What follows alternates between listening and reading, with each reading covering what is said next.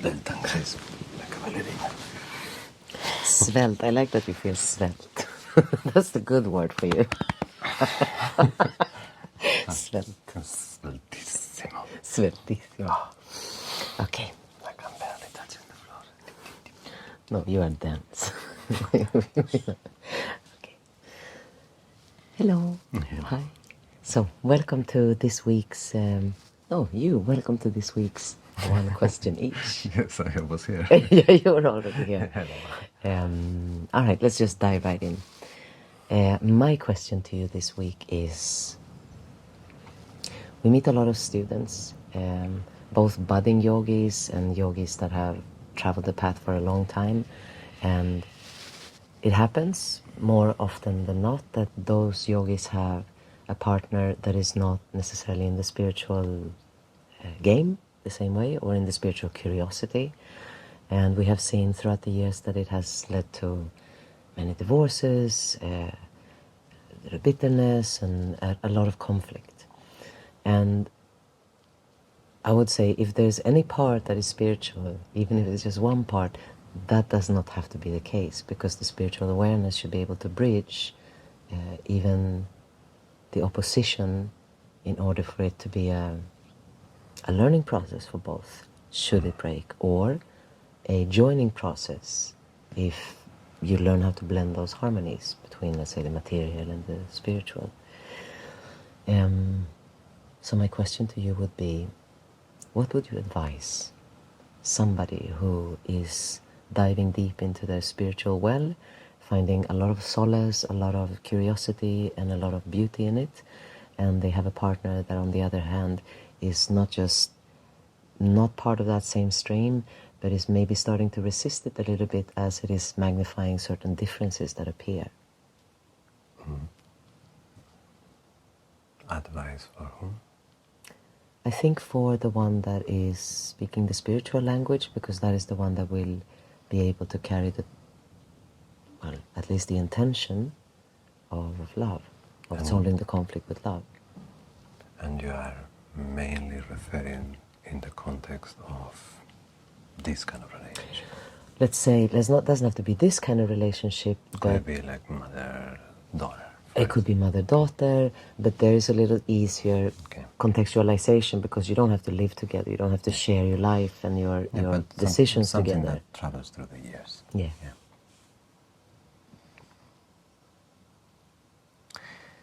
I think the first thing, first giving advice, Jesus. Everybody has their own journey, yeah? So I don't know what I would do. First, I would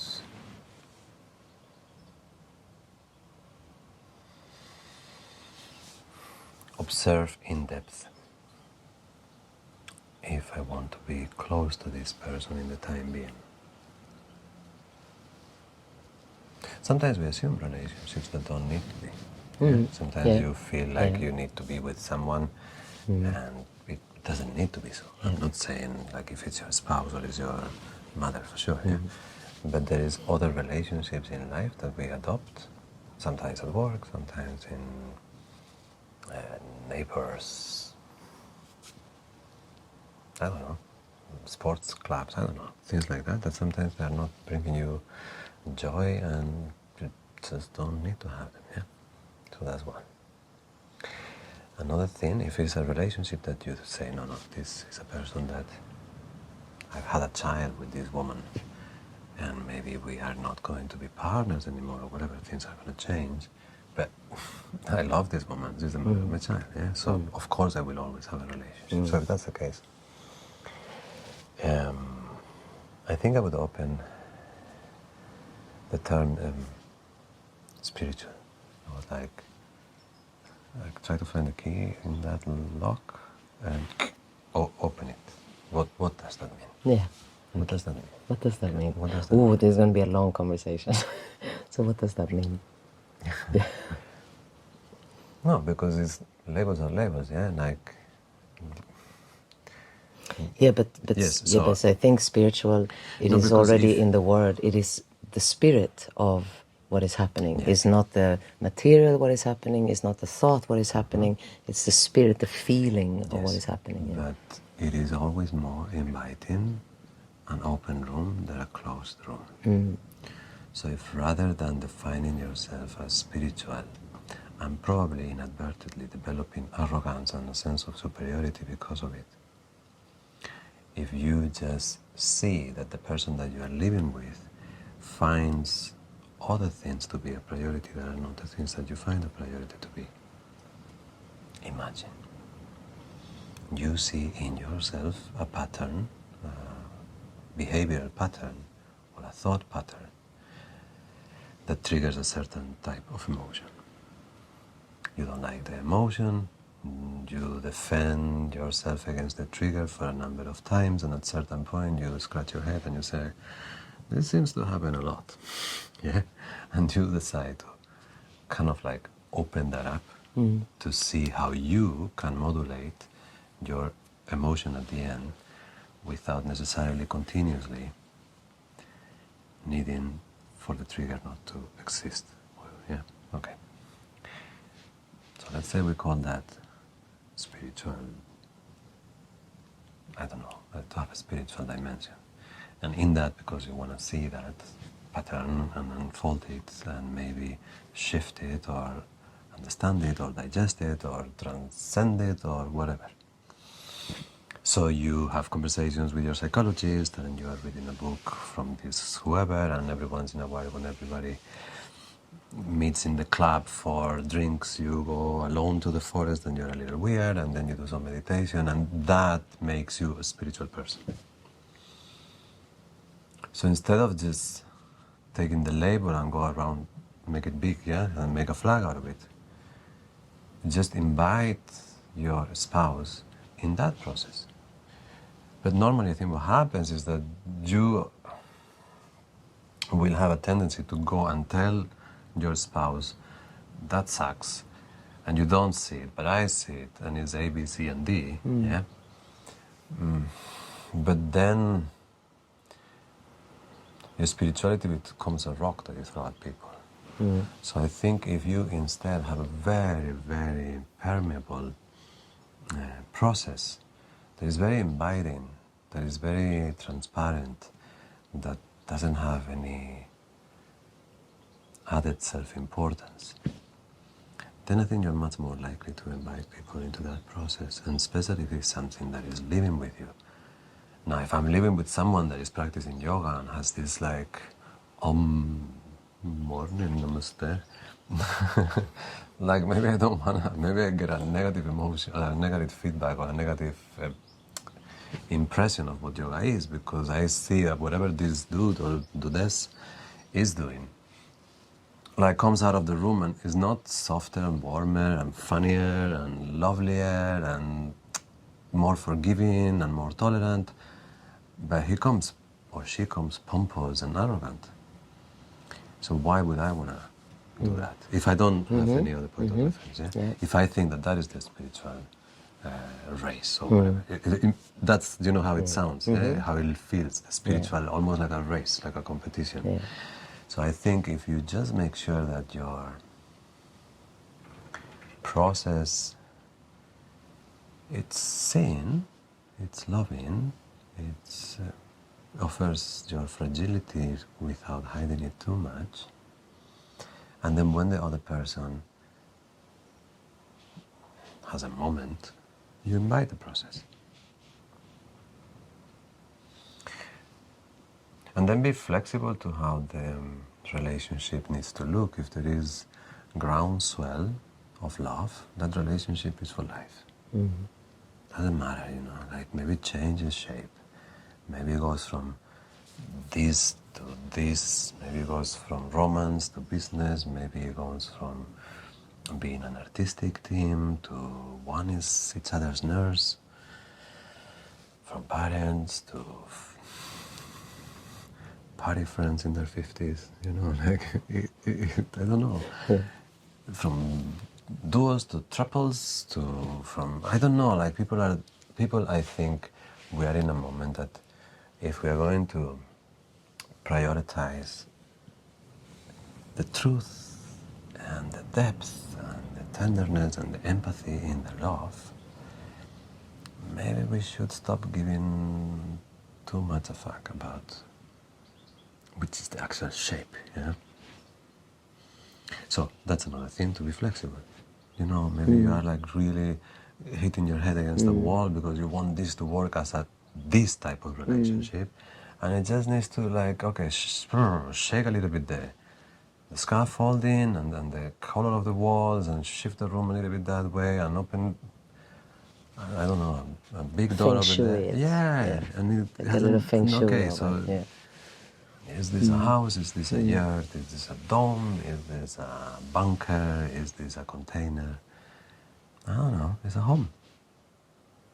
So then the second question would be for, let's say, someone who is in a relationship with somebody who has assumed the spiritual journey but has not yet gotten there and is feeling that the spiritual journey for the other is a threatening entity in the relationship because all of a sudden they are changing, and they naturally would react with some sort of defense or maybe even try to pull very much in the opposite direction.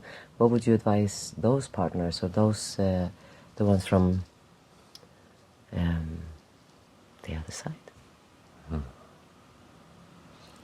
I'm actually going to look at the camera for that.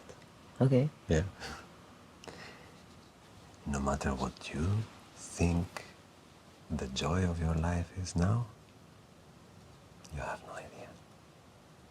Like if you are inspired to open the book of who you are, of what life is, if you open the book of healing your own wounds, the wounds of your lineage, and you do it by the hand of someone who really, really loves you and is introducing you into that journey, oh, for fuck's sake, take it.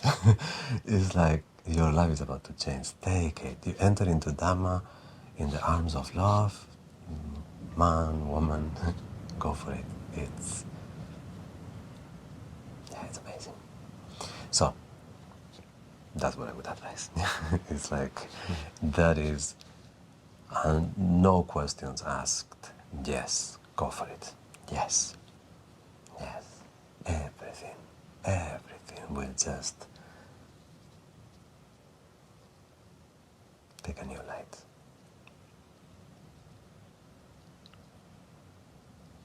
Yeah. So now I ask you a question. If you want. If you have one.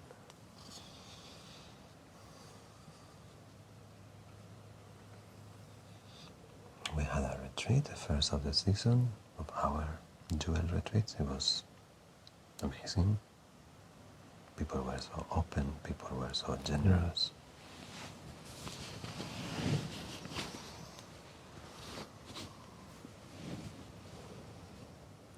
And it was amazing for us. Like, yeah, I think it was amazing for them, but it was amazing for us. Yeah. You've had moments in your life coming from the flesh of an artist, a dancer, a choreographer, where you have wrestled a little bit with this role of you as a point of reference, or as an example in some way, or as a, I don't know, we call it yoga teacher or we call it space holder, but that you like when people are looking at you on stage dancing, but when people were looking at you asking for answers, you've had a love-hate relationship with it. And I think now you have fallen on the side of love. I see it, yeah? How does it feel? Almost 15 years into doing this with your life.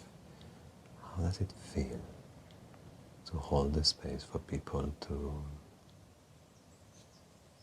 love themselves?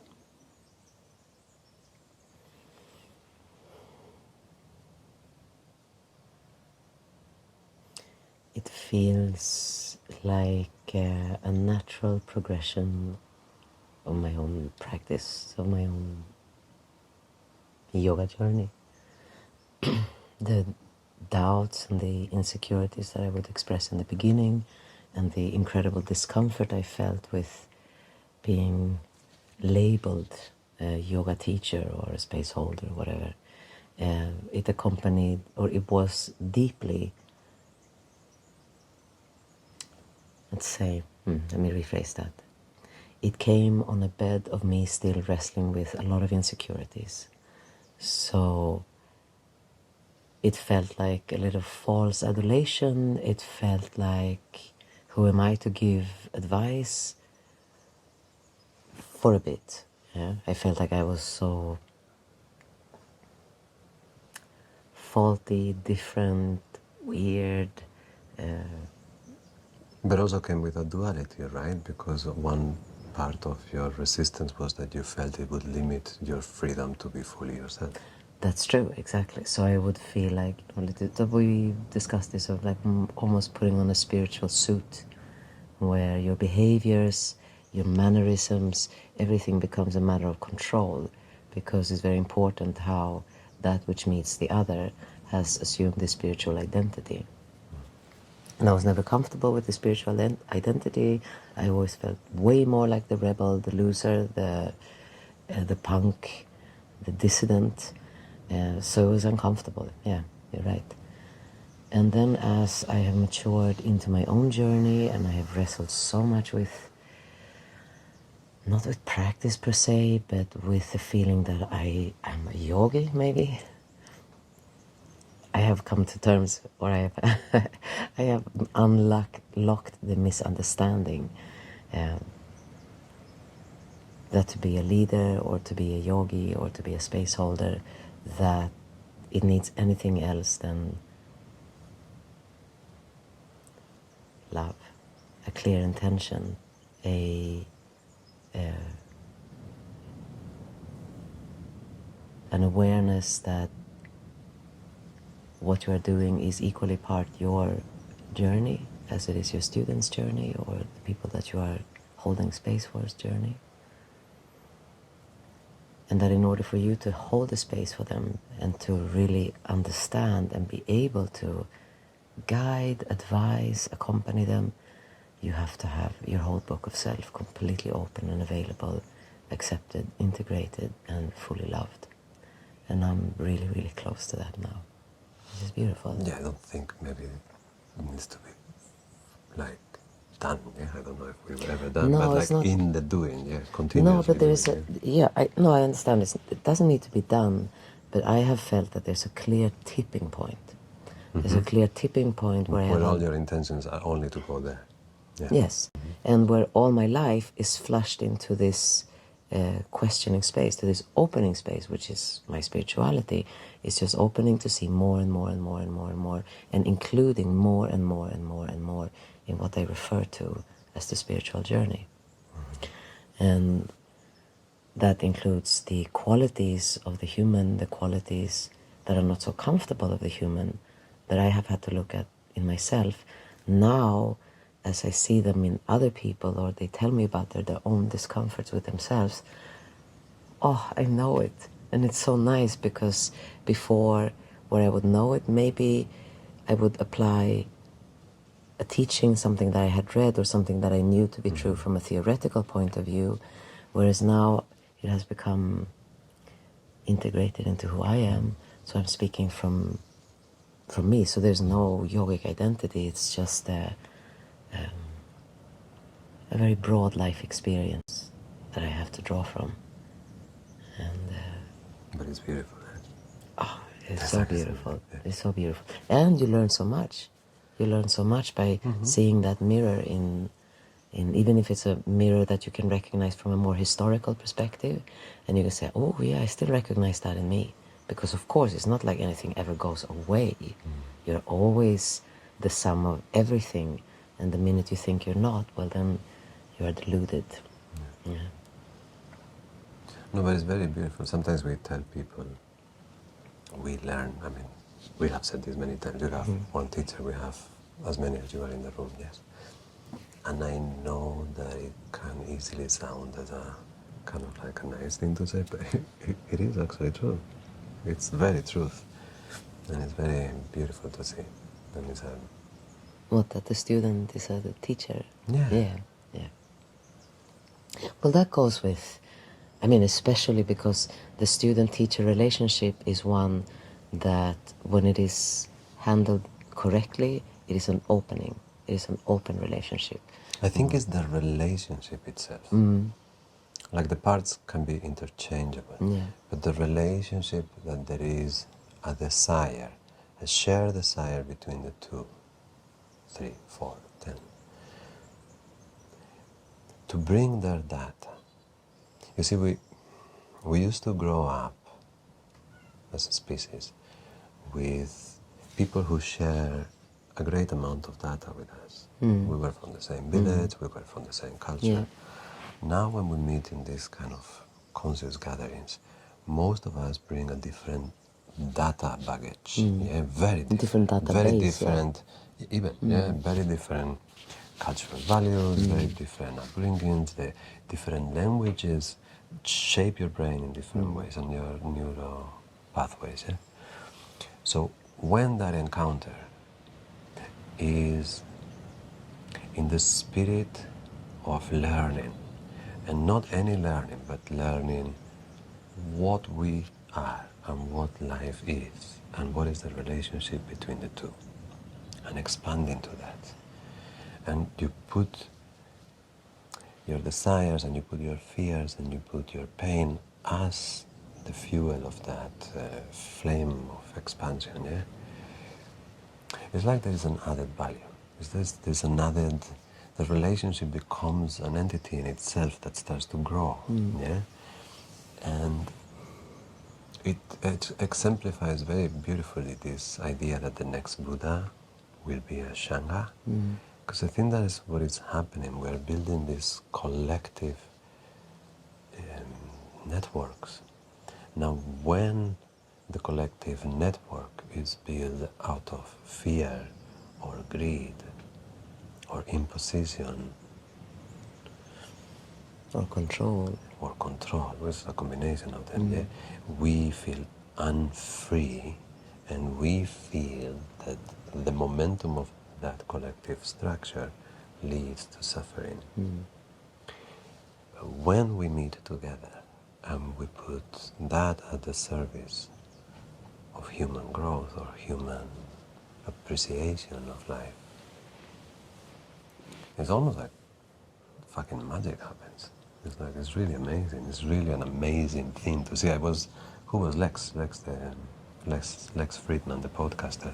He always refers to this because when he does an interview, he feels that when the two meet, this third thing grows more than the two individuals. I think it's actually even a quote from Plato. Yeah. So The space between us. yeah, the space between us comes to life. Yeah. So I It think is inspired. yeah. Yeah. So the retreat format, because it has also this week-long journey, and we, besides practicing yoga together or meditation, we discuss life and we cry together and we have meals and we laugh a lot. Yeah, yeah. It's and because we bring this now, I mean, maybe in our 30s we were kind of like hopeful yogis, but now we are like, this is this is. Now we are seasoned yogis. That's what It's we not. are. Yeah. This is what we do. Like Yeah. this is how life, what is for us. This observation of this appreciation of us and our place in the universe. Yeah. And I think that being an invitation, and maybe like what I said before about relationships. You invite this. Your process is very open, very welcoming. Who is not going to want to do that? Like, of course. And then, because people are ripe, and these people this week were, such beautiful, beautiful. Wow. So you asked me, how does it feel Yeah. now? Now it feels like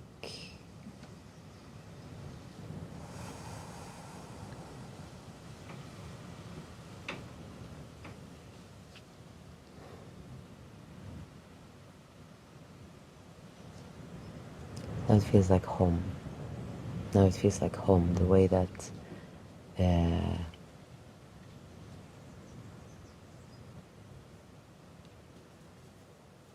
that I relate to my practice as a teacher or as a yoga space holder, whatever you want to call it. We say we're trying to avoid this calling it a yoga teacher, but yes, the way that I relate to being a yoga teacher. A yoga teacher should have a certain sense of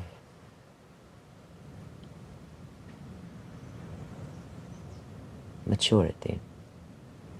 And I know that when I started teaching yoga, I did not feel that I had that maturity. Although, looking in hindsight, I know I did have that maturity, I just didn't believe it. Yeah. But couldn't it be then that someone can be teaching yoga and that be part of their journey, even if they are not ready or whatever, yeah? Oh yeah. No, I'm not say saying like, that it's bad, but you asked me how I feel now, and now I feel like it's home, whereas before it felt like a suit that was really tight. Now it feels like my ocean. It's the ocean where I swim, and I feel really comfortable. My particular ocean is lukewarm, without any waves, and I love it. And in that ocean, the relationships that appear because of it, the student-teacher relationship, the human-to-human relationship, it is without effort. It's without effort. And it is because, and don't get me wrong, this is a good thing, it's because I don't give a shit how I'm perceived. It's really that. I don't care how I am perceived. I care about this relationship. I don't take it wrong. Huh? I don't take it wrong. Yeah, and then I understand that I may be perceived as this, that, and the other, which may not fall into the category of what a yoga teacher should be like. But I feel so at ease and so at home to swim in my particular ocean that now I can say that I am one. I am one. Yeah. And I can only say maybe a handful to 10 quotes, but the ones I remember. There is one from Krishnamurti when he was asked, well, we try, but we're not like you. What is the fundamental difference between you and us? And Krishnamurti famously said, I just don't mind what happens. Yeah. So I understand that. Indeed. Yeah. Indeed. Not caring too much. I don't know if I don't give a shit, but yeah, at least to consciously practice not caring of what other people think of you is very important to be able to meet those people with your utmost presence because you care for what they would think of you.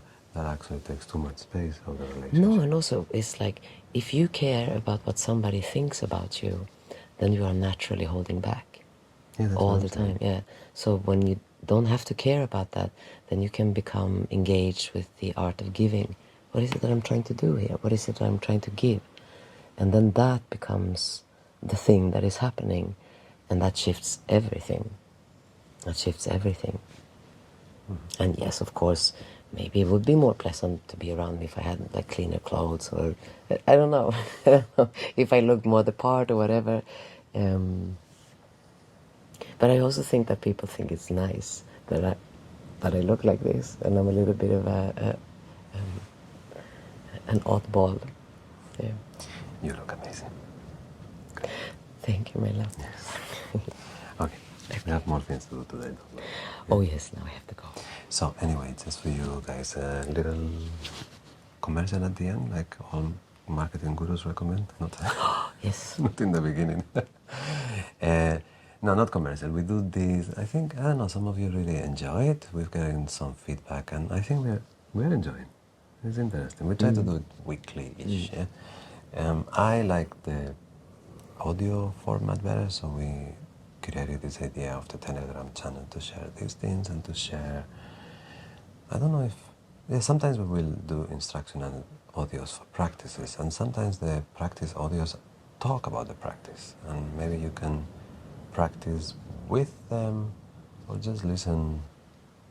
And I don't know, maybe it's interesting for next time, yeah? And then in YouTube we have these ones as an interview. if you want to see our faces, and sometimes we're funny, so maybe. Yeah. Ding, That's ding, it. ding. Have a good